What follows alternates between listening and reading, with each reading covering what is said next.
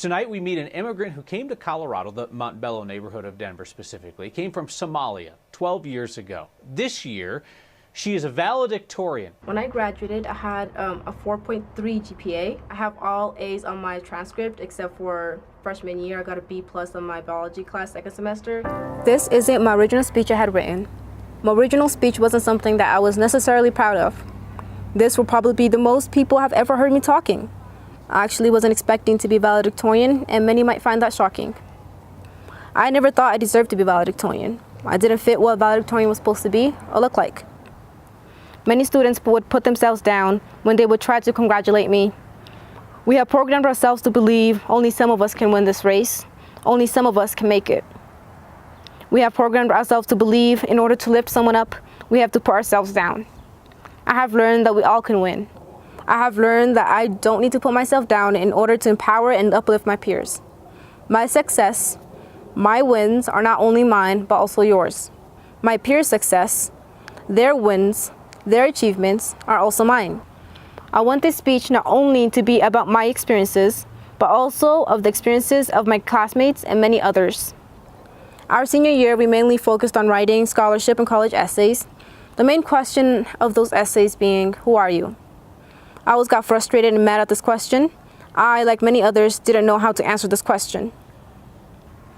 Being a first-generation immigrant has made it tough to pinpoint who I am. Does the place of my birth define who I am as a person? What makes a person who they are, I would ask. In high school, I would tuck and hide away some of the things that shaped me. I hid the music and clothing that followed me overseas at age 6 underneath my bed. As I returned home, I found it hard to pull them back out. Identity is a tough subject for me. Although NCAS has its own issues, from teacher turnover to the looming fear of being shut down, I felt safe at NCAS. I wasn't afraid of being discriminated against. I felt like I could finally be me. Out there, it's a whole different story though. People don't know what to say or how to act when they see me. I won't be able to be my complete true self because there will be people who will use my actions and words as representation of all African American Muslim women. It shouldn't be our responsibility to represent a whole group of people. We are all different with different values and life experiences. I have learned that these life experiences, along with the relationships we join and leave, and what we value, contribute to who we are as people. We are crafted through our environment and through those who surround us. Many go on through life trying to find themselves, failing to realize there is no definitive self. We are constantly changing and evolving. I took a look into my life and I realized I was rarely comfortable being in the moment and being present. While in high school, I was constantly working. I used work to excuse my mental well-being. I found that I wasn't the only student allowing my grades to take up space where there needed to be room for mental health. Mental health is slowly becoming less taboo to talk about, yet we have to have so much more discussions about it. We all feel this immense pressure to be part of every organization at our school and to have great grades, all while balancing a healthy social life. We also feel this pressure to have our whole lives planned out, to know what we will do with the rest of our lives outside of high school, and to be successful in everything we do.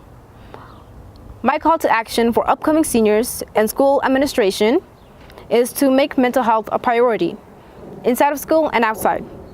For me, self-care was participating in projects that totally aligned with my values. I learned to put myself first and to be okay with putting myself first.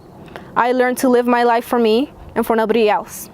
I want to choose what I do with my life, and I understand that won't make everybody happy, and that is perfectly fine. Our job isn't to please everyone. It doesn't help, though, that every corner we turn, we hear about crippling student debt, rising rent prices, and low work wages. It feels as if the world is burning down before we even have a chance to enter it. I have learned, however, to invest in my relationships. Having strong quality relationships with teachers, friends, and family has helped me not only in high school, but also through this pandemic.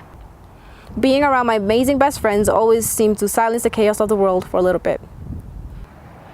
Most of my time in high school, I was angry though. I was angry because the world wronged others. I'm angry by the deaths the world watched take place. I'm angry at the dreams it has crushed. I'm angry at the world for having favorites. I was and still am angry that our school doesn't have the same opportunities or funding as other schools.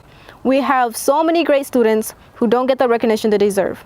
We have so many talented individuals that are one day going to change the world, but we hardly hear their names.